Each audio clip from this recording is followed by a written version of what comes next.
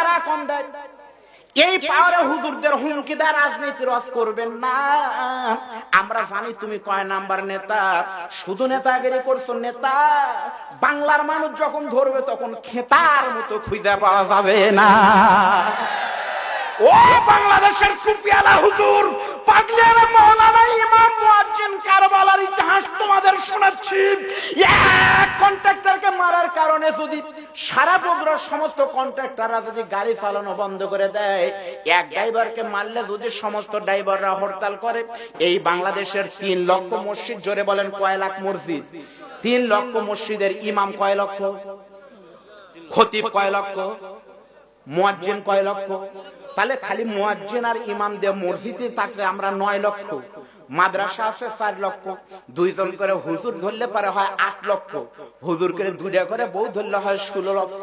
পীর আছে কয়েক লক্ষ, বক্তা আছে লক্ষ লক্ষ, হুজুর আছে হাজার হাজার। তাহলে বাংলাদেশের মাটিতে ওই রকম যদি কন্ট্রাক্টরের মতো, হেল্পারের মতো এক ড্রাইভারকে মারলে যদি সমস্ত ড্রাইভাররা হরতাল করে লাঠি নিয়ে বের হয়, আগে বিচার চাই তারপর আমরা গাড়ি চালাবো।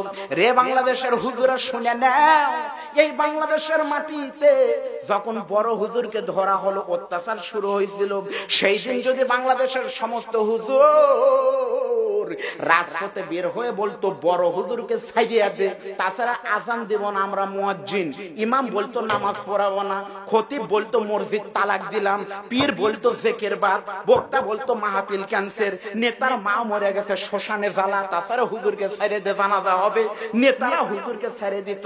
আর এক হুজুরের ফাঁসি হয়, অন্য তেলতেরা হুজুররা কয় আমাদের তো হয় না, ওদের কেন হচ্ছে? যারা মদত দেয় এই শালারাই হলো আবু জেহেলের বাচ্চা। জোরে বলেন কথা ঠিক কিনা ভাই?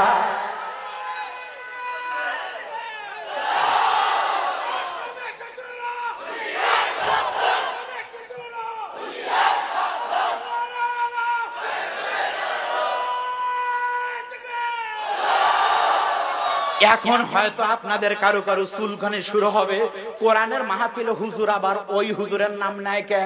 ও বাংলাদেশের মুসলমান, আমি কথা বলে খুব ক্লিয়ার কথা ভাইজান।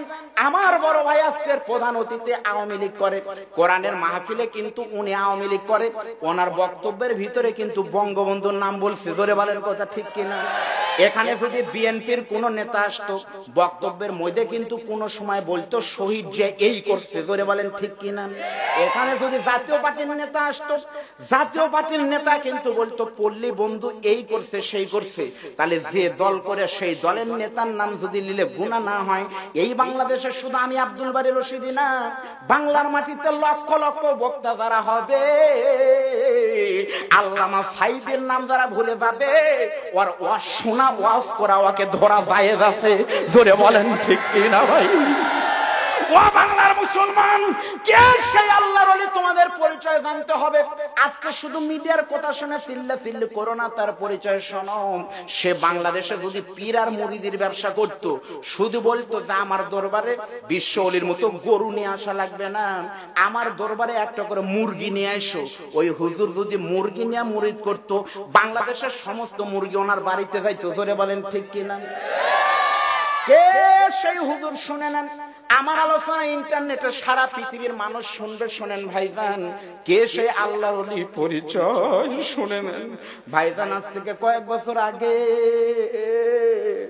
লন্ডনে, জোরে বলেন কোথায়, আরো জোরে বলেন কোথায়? লন্ডনে কিন্তু মসজিদ এত নাই। লন্ডনে একটা মসজিদ, বিশাল বড় মসজিদ উদ্বোধন হলো। ওই মসজিদ উদ্বোধন করতে গিয়ে প্রধান অতিথি হইছে কাবা শরীফের ইমাম, তার নাম হলো মাওলানা আব্দুর রহমান আস-সুদাই। জোরে বলেন নাম কি? জোরে বলেন নাম কি? আচ্ছা বলেন কাবা শরীফের ইমামের নাম কি? জোরে বলেন নাম কি? প্রধান অতিথির নাম আব্দুর রহমান আস-সুদাইস, আর প্রধান বক্তার নাম হলো আল্লামা, জোরে বলেন নাম কি? আল্লামা দেলোয়ার হোসেন সাইদি।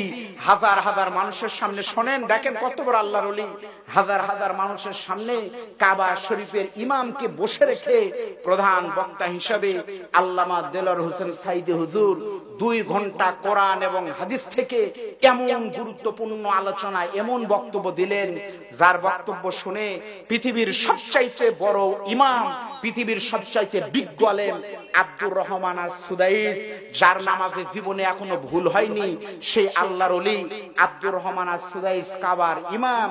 আমাদের বাংলাদেশের হুজুরের ওয়াজ শুনে দুখানা চোখের পানি দিয়ে তার বুক ভেসে যাচ্ছে। ওয়াজ শেষ হলো। ওয়াজ শেষ হওয়ার পরে প্রধান অতিথির বক্তব্য যখন দিবে, কাবা শরীফের ইমাম তখন একটাই বক্তব্য দিয়েছে, শোনরে পৃথিবীর মুসলমান, এতদিন বিশ্বাস ছিল কাবা শরীফের ইমাম বড় আলেম, তার কথাই সবচেয়ে যুক্তিপূর্ণ কোরআন হাদিস থেকে, কিন্তু আজকে কাবার ইমাম শ্রোতা হয়ে এমন একটা মানুষের আমি আলোচনা শুনলাম। আমি তোমাদের বলে গেলাম, আল্লামা দেলোয়ার হোসেন সাইদি শুধু বাংলাদেশের কেউ নয়, সাইদি হলো পৃথিবীর 150 কোটি মুসলমানের কলিজার টুকরা।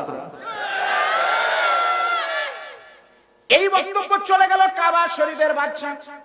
কাবার বাচ্চা যখন খাদেমুল হারামাইনের কথা যখন বলা হলো, খাদেমুল হারামাইন বাংলাদেশ থেকে হজের সময় আমাদের বাংলাদেশি মাওলানাকে নিয়ে গেল কাবা শরীফের ইমামের বাড়িতে, নিজে গাট দিয়ে কাবা শরীফের ভিতরে কি আছে এটা কিন্তু কেউ দেখতে পারে না। আল্লাহর ওলিকে তালা চাবি খুলে ভিতরে ঢুকাই দিয়ে যখন তার আলোচনা শুনছে, এখানে যারা হাজী ভাইরা আছেন তারা বলতে পারবেন। হাজী ভাইরা বলেন তো, কাবা শরীফ কিন্তু ঢাকা হয় একটা কালো গেলাপ দিয়ে, ধরে বলেন ঠিক কিনা? ওই গেলাপ কিন্তু প্রতি বছর হজের সময় বদলানো হয়। পুরাতন গেলাপ কিন্তু বিক্রি হয় না, কোটি কোটি টাকা দিলেও বিক্রি হয় না, ওই কালো গেলাপটা কিন্তু রেখে দেওয়া হয়। এইবার কাবা শরীফের ইমামের বক্তব্য শোনার পর আল্লাহর ওলির মুখের ওয়াজ শুনে কাবা শরীফের বাচ্চা নিজের হাতে কেসির দিয়ে কিন্তু সুন্দর করে কেটে কাবা শরীফ ঢাকা গেলাপ, যে গেলাপের একটা সুতার দাম কোটি কোটি টাকা, সেই কাবা শরীফের গেলাপ পাগড়ির মতো আল্লাহর ওলির গলায় ঝুলে দিছে।